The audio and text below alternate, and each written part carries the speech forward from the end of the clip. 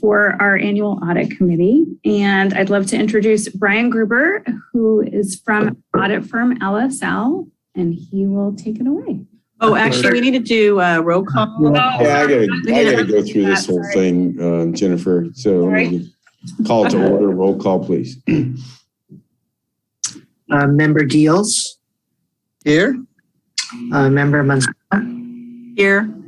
Member Narenheim. Here. Member Obaji, I believe, is absent. And Chairman Brand. Here. Thank you. So we'll skip the salute and approve order of agenda. Anybody have any objections to the order of the agenda? No, I motion that we approve the agenda as is. Yeah, is there a motion? Yeah, I motioned. Oh, I'm sorry, Eleanor. I keep forgetting you. Remember. Is there a second? Second. Okay, are there any objections? Okay, so ordered. And then the consent calendar, we have 2 items. Anybody pull any item? Anybody want to pull any item? Anybody want to make a motion to approve the consent calendar? I'll make a motion to approve the consent calendar items. Okay. I'll second. Okay, motion and a second. Is there any objection? Okay, so ordered. Public participation on non-agenda items. Anybody from the public want to speak on any item that's not on our agenda? I think that's you, Jennifer. You see anybody? We have no other attendees. Okay, great. Then moving right along, items for discussion is J1. So I think Jennifer already took it away and handed it over to Brian. So go ahead, Brian. Perfect. Good afternoon, everyone. Again, my name is Brian Gruber with the independent audit firm for the city, LSL CPAs. Provided to you this afternoon is drafts of our completed audits. You have the financial statements for the city, along with separate financials for the Inmate Trust Fund, the Enterprise Fund, and the Enterprise Fund for the city, and also the Internal Service Funds for the city, in addition to our audit communication letters. So LSL was engaged by the city to conduct a financial statement audit. The purpose of an audit is the expression of an opinion on the financial statements, that those financial statements are properly presented in all material respects and presented in accordance with generally accepted accounting principles. To express our opinion, we go through a series of steps and follow professional standards to render an opinion. We've completed those steps and issued our, well, at least for today, as a draft of our letters. For the city, the purpose of the audit is the expression of opinion, and so as part of our independent auditor's report, which is included in the city's financial statements, and also those separate financial statements as well. In all of our letters, we expressed an unmodified opinion, which means that those financial statements are properly presented in all material respects and in accordance with generally accepted accounting principles. This would be the goal for a financial statement audit opinion. In addition to those, the opinion letter, we have our reports on internal control and compliance. We issued what's referred to, an unmodified opinion as well on the internal control with respect to, we noted no material weaknesses or significant deficiencies and no instances of non-compliance. Our last communication letter is our auditor communication letter, which we provide an overview of the audit. We also communicate if there are any difficulties. We noted no difficulties. Any disagreements or uncorrected misstatements in the financial statements, there were none. An overview of changes to the financial statements. The city's financial statement title changed from a comprehensive annual financial report to an annual comprehensive financial report, new terminology. In addition to the city's fiduciary activities, got a little bit of a name change and a little bit of reorganization, but overall not too much of an impact on those two things for the financial statements. Looking ahead to next year, as an informational item, the city will be required to conform with GASB 87 accounting for leases, which will have a degree of an impact, and there's some requirements the city needs to implement in order to be compliant with that for next fiscal year. That is a summary of our communication letters. I'm happy to jump in any details on the audit or any questions on the financial statements. I'll try my best, and also Jennifer's here, respond to any of those questions as well. So, Accounting for leases, you said, GASB 87? GASB 87, accounting for leases, and the city does have some leases that will meet that criteria and have to be reported. So, so something to be aware of. Ultimately, operating leases, these could be leases that, you know, on both sides of the transaction, as the lessee or the lessor, and reporting long-term liabilities associated with those, and also long-term receivables associated. And so new accounting, which will affect the financial statements, and an idea to try to be more transparent, more aware of obligations the city has entered into, and also, you know, long-term, you know, financial commitments on the asset and liability side. So. And that incorporates enterprise funds as well as the general fund, Brian? Absolutely. In the general fund, we would not report it. It's reported on that full accrual statement, which is kind of where we show the city-wide. We show governmental funds and we show kind of the enterprise funds. So it'll be reported in the enterprise funds, but on the general fund, we won't see any impact. It'll be on the full accrual statement, kind of like what we do with the pension liabilities and things like that. We don't report those in the general fund. Yeah. Hey, Nils, your microphone's on in the background. So Jennifer, that's going to be, and Mike, that's kind of a big change. That's going to add some hours to account for. Yes. As you know, we have a lot of leases. So yeah, it's going to be a lot of extra work, much more material to sift through. I had a question, Brian. Yeah. So right after the year ended, we sold what, $227 million in bonds for pension obligations. And where is that going to show up in the CAFR? I was looking at the financial statements, just thinking, I wonder where these are, probably in several areas. Yeah, so it'll be reported similarly to how the city reports its pension liability, but the long-term effect is ultimately, instead of a pension liability, the city will now report a liability for debt, for bonds that have been issued. Now the city's pension liability, you know, managed through CalPERS, might have fluctuations up and down based on market conditions and whatnot. So we might have some small, you know, changes there from year to year. But for the most part, the bulk share of the liability will ultimately, you know, debt service payments and reduce over time. So. Okay. So It'll be Brian, interesting to see how that's booked. I have a question regarding those leases. Aren't leases already booked in the enterprise funds, or is this going to be something more detailed? Yeah, definitely more detailed. So the city's been required over the years to report capital leases. For example, I think you report a couple of leases. Yeah, our lease back structure. Yeah. So yeah, so if you were to let's say lease a car, for example, as a capital lease, you would report that liability and the asset for the vehicle. Under the new standards, though, we're taking into consideration both operating and capital. And so operating leases that we do on the waterfront for you know, the different operations there, leasing out those facilities. Previously those weren't reported anywhere on the financial statements, and so now we would begin to report those. Now, for example, on the opposite side, if the city, I don't think you have too much of this, but if you were to lease a building, for example, let's say maybe you didn't own City Hall and you were to lease City Hall, we would report a long-term liability for those payments that you're making for the payments of the building. So. Okay. The biggest impact for you is going to be really in the waterfront, and that's going to be the biggest. Yeah. Well, in the Surplus Land Act, how we deal with that, that's going to be really big, but that's not your problem. Okay. Okay. Any other questions, folks? Yeah, real quick question regarding the Moss Adams report. Do you guys look at the Moss Adams report and see what they report in there as to what our internal controls and issues are, and then take that information and compare and contrast what we actually do? Is that part of the audit?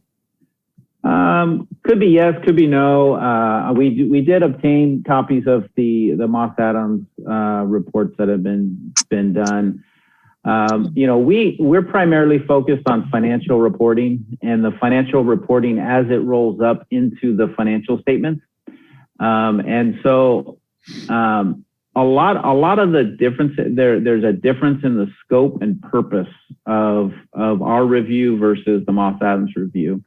And so for all of my clients, I actually encourage them to do like you've done, where you've done this separate audits, because there's so much that needs to be reviewed and understood throughout the city, that a financial audit is just not designed for that purpose. Like I mentioned, a financial audit is designed to form an opinion on those numbers in the financial statements, and not specifically designed to identify weaknesses in internal control. And so, you're with your structure, you're doing really what I would recommend a city to do. And frankly, not a lot of cities are doing that. So I commend you for the work that you've done there and with that activity. But those are important findings. I think, the city council should be connected with those and aware, and senior management of the city should be, working to mitigate those weaknesses and make those improvements. I have another question. It's on page 62 for note 2. It's regarding the deficit fund balance. Regarding the intergovernmental grants, I noticed it increased $2 million, which, I assume we're going to be receiving $4 million this fiscal year. Is the $2 million increase related to maybe COVID-19 grants, or will that be sort of tie into the single audit? I'm trying to remember if this works. Which entry are you looking at, Eleanor? Page 62 of the CAFR note 2. Oh, the note. Yeah, note 2. Yeah, so the city traditionally, it's not uncommon to have a deficit in that fund due to timing of, kind of receipts and collections and availability of those, funds to receive those grant revenues and expend those funds. And so that kind of represents that there. As far as the increase, I don't know, maybe if Jennifer or Doug or Lori might have some additional respect of that change of the type of grants. Those are, grants that would be covered under our federal audit, a single audit. And so there would be, those funds audited in that way. But, with respect to which grants, maybe Doug might have some perspective on that increase. Yeah, thanks, Brian. I think most likely it's due to the transit center. They got funding, and there was a lot of construction fiscal year 21. Yeah, and that rings a bell, Doug. The timing of the next round of Metro funds that we received in the reimbursement agreement, I think, is this fiscal year, not last, but lion's share of the construction's already occurred. So I'm sure it's Metro money, if I had to guess. Okay, and then the other thing would be the self-insurance program, because it's like almost $9 million deficit. Are we just going to leave it that way, I guess? I know we have about $14 million in the cash account. Just curious.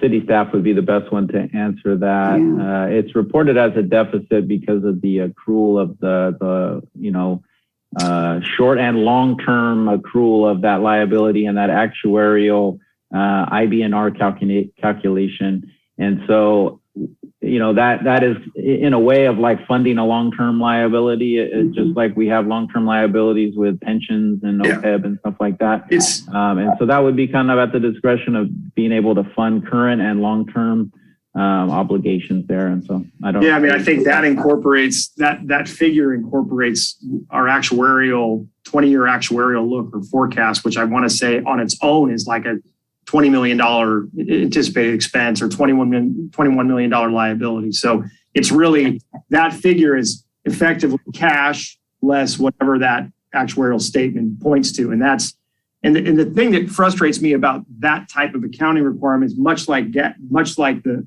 unfunded accrued liability is it's sort of a statement of if you turn the lights off on the city today, all of a sudden had to make these payments and set $21 million or $30 million aside for liability claims for the next 20 years after we're a defunct agency. It's good to know, it's good to think about, but it's impractical when we budget on an annualized basis. I mean, we budget year to year. We don't 30 years of actuarial projections and forecast for liability. So it's a lot like pension. When we had a $225 million pension liability, in the enterprise fund, you'd actually have to post its pro rata share against the bottom line. Well, you're always going to be showing a negative deficit there. If we had to do that for the general fund, our general fund balance would always be negative too. GASB allowed for us not to post it that way because they knew it was sort of, a little bit ridiculous. But yeah, we have healthy cash. We have healthy cash there. But we do spend a lot of money on liability. There's no question about that. It's one of our big. It's an annual. Every year it goes up. It's a major expense for us. Okay. And then the other thing I wanted to ask was when will the single audit come out? When does that usually come out? So it's due by March 31st, but we're working on it and.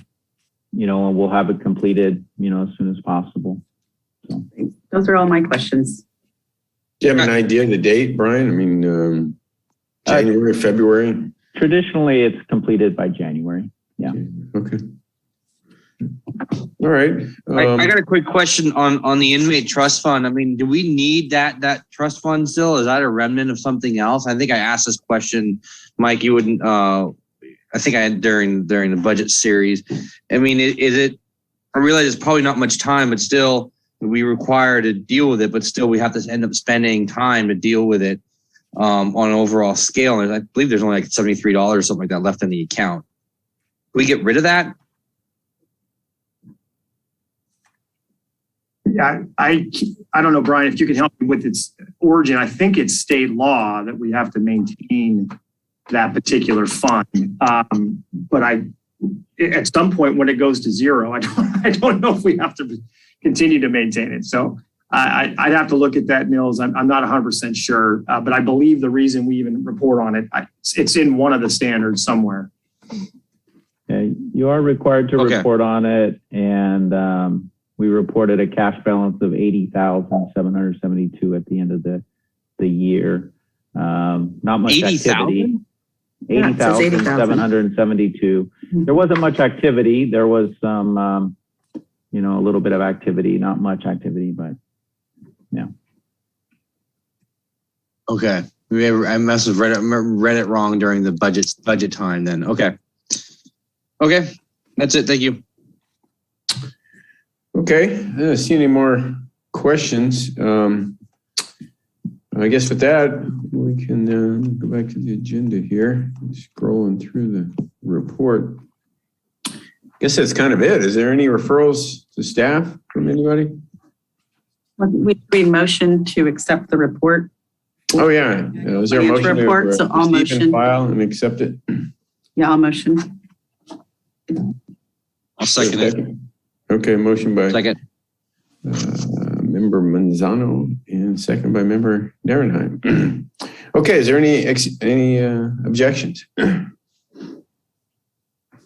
All right. Well, then, so ordered. Unless there's a referral to staff, I'll entertain a motion to adjourn. So Okay, moved by member Deals, seconded by Second. member Manzano. Okay. Any objections? All right, thanks, Brian. I really appreciate it. All your work, Jennifer. I know you guys have a 20-minute meeting of 3 months of work. So, Well, there's more to come, more to come. yeah. Well, anyway, it's a good thing, right? You've done enough work. You don't need a bunch of questions. We can just call you on the phone. Yeah. Well, and it is, I mean, not to put too fine a point on it, but this is a good audit result. I mean, I love Brian's muted terms and the standard, the vernacular they use. It's even when you get the best audit you can get, it sounds just okay.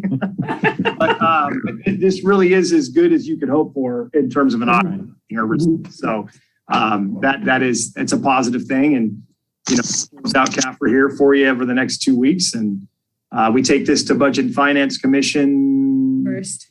Oh, tonight. The budget. Is that tonight? Yeah. All right. So they get the same report tonight. So anyway, yeah, is despite the muted term, this is actually a really good audit. The terminology I always learned was unqualified opinion. Yeah. So this is the first time I've seen an unqualified opinion. Right. Yeah. You feel so warm and fuzzy afterwards. Like, oh, wow. Did we do okay? I mean, how we do? Yeah. Do they make plaques that say unqualified opinion? Right.